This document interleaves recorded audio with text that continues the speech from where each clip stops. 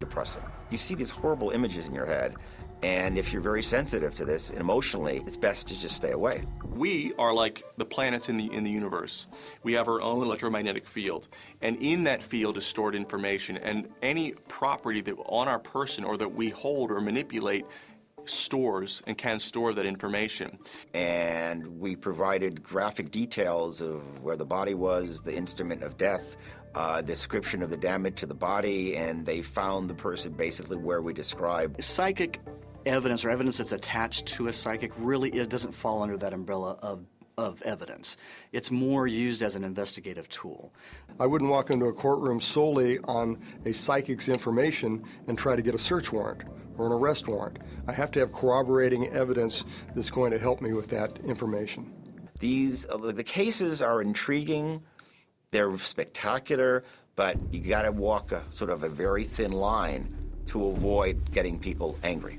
Those psychics who do that tend to be taking advantage of a very highly charged emotional situation in small towns where they come in and say, I can help. True demonic evil burns like fire. It burns with a terrible, cold, dark flame. I force myself to look into that flame, and I see an image of the evildoer. In homicides, kidnappings, and a variety of cases, police will withhold information. And the really good reason for doing that is there's specific things that happen during a crime. And only the person involved in that crime is going to be aware of those things. That's kind of used as a filter. If anyone needs arresting, it's Christina Fry. She knew that Rosemary was in danger. She knew where to find the car, the murder weapon, which means that she either does have supernatural powers or she was involved in the crime. It filters out the people who think they were there, and it filters out people who believe they're psychics who aren't. On more than one occasion, the law enforcement thought we might have been part of the actual perpetration of the crime because we conveyed such specific details with regard to the location and the actual method of death and the mechanism by which the person was killed. You knew that this murder was going to happen? I didn't know. Her husband knew. I just passed the warning along to Rosemary. Okay, got it. By her own admission, she's either a channel for the energy of the departed souls, or she's involved in this murder. So you got a choice. You can call Ghostbusters, or we can take this lady downtown. Well, if a psychic calls up and they've got detailed information that we have not given to anyone else, including family members, there's only two things here. Either one is a good psychic, and he really does do this legitimately and has information that could be of value and give us good leads, or he's involved in the crime. We had to actually provide alibis when they came to us. You know, there's always the possibility it leaked out somewhere, but you've also got to consider that they may be a credible source. They absolutely are very intense about that because in their heart of hearts and their soul of souls, they know the information that they have is of value.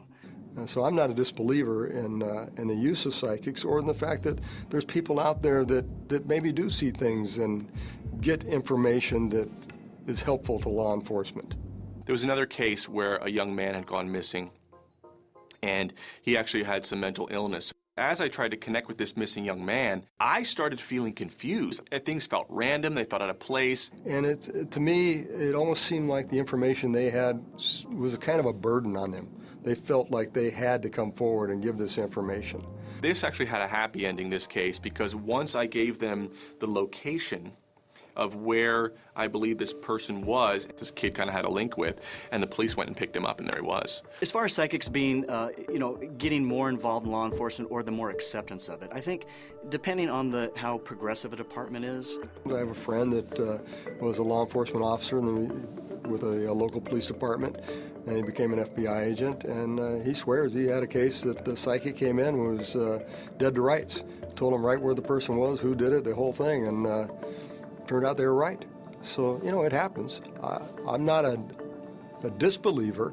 We had a little time with a guy from the FBI. I did ask him, I said, have you ever worked with psychics? And the first thing that Mark said was, yeah, they always say the body's near water. Water rushing into the windows, tires underwater, resting on concrete. If the information is inaccurate, if the information can't be verified as fact, you're not providing psychic information. Come on. She simply did what you do so well. With an air of confidence, she made an educated guess. Where else would you dump a car around here? She's a good guesser. Well, yes.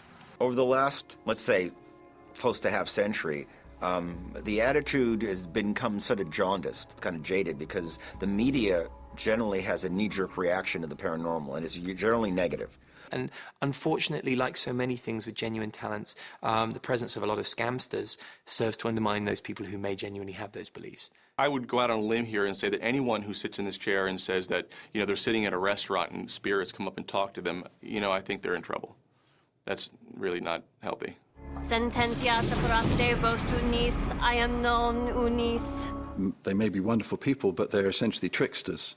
One of the biggest comments made by people over the course of centuries regarding the paranormal is, if you can see the future, if you can sense things before they occur and see through walls and see through people, why don't you go make millions of dollars in the stock market or go to Vegas? It's like, if you had superhero powers, would you really fight crime, or would you use them for your own personal things, you know? First of all, this ability doesn't work like a machine, and for everyone it works differently. It's not a conscious process. For the most part, it's not that voluntary, and it does what it wants to do, which doesn't relate to physical things. Whatever this functioning is, however it's designed, it is a function that is meant to serve others. It is not meant to serve yourself. It's far more complex than we ever thought it was. I certainly want to believe in the idea of paranormal abilities and, you know, people who have paranormal beliefs or talents. My mum actually has a very unnerving talent of dreaming about people close to us dying, and then they die. So I've always said to her, if you ever happen to have a dream about me, just don't mention it. I think that perhaps there's people who have abilities. I think that the majority of people have signs on their lawns, and who are advertising for it probably don't. So they either really genuinely believe what they're doing is real, they've either fooled themselves into believing they're real, or they're even more evil than I believe they are in the first place. I've never truly seen a psychic that couldn't state anything more than the obvious. So I'm a skeptic. There's also another angle, which is people will always believe what they want to believe. We did an episode called Seeing Red, where Jane is confronted with a woman who purports to be a real psychic and is very, very good at it. I think you act assured and arrogant, but inside you are troubled with deep guilt and self-loathing. A recent trauma in your past, perhaps? And I love the idea that occasionally something happens where you doubt your own commitment to that decision. And the episode ends with her giving him an insight into what happened to his family. I talked to your wife. Oh, hang on. That he desperately wants to believe is true. Your wife wants me to tell you that your daughter never woke up. She didn't know what happened. She wasn't scared, not even for a second. I think he wants to believe that they didn't suffer, that they didn't go through these things. And there's a beautiful moment right at the end where you're really inside Jane's head, because she has touched on the one sacred thing in his life, and that's his family.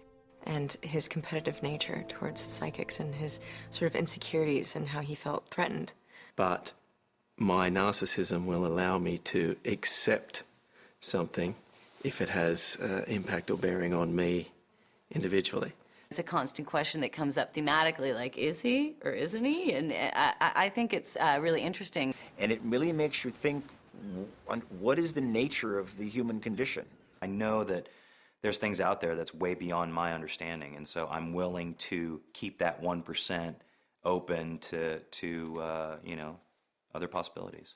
And we say, listen, there's the possibility that there are people with these gifts, and on the other side, there's the possibility that there are people who are just very good at guesswork. I don't doubt that maybe there is someone out there who can do those sort of things. But what the end of the show demonstrates is that which we most devoutly wish to be real becomes real.